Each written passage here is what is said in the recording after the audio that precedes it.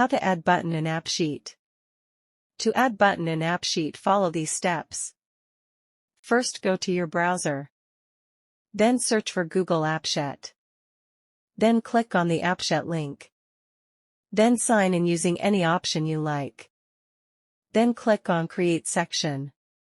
Then select the app option from the list. Then select any methods you want. Then select the template.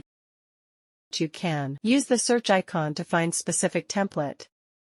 Then type your app name. Then click on Copy App option.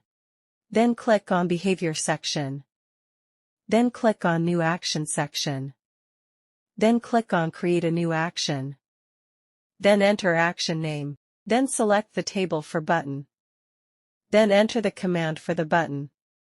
Then select Desktop Behavior. Then select the button position. Then in the Display section, enter the display name. Then select the display icon for button. Then click on Save on top right corner.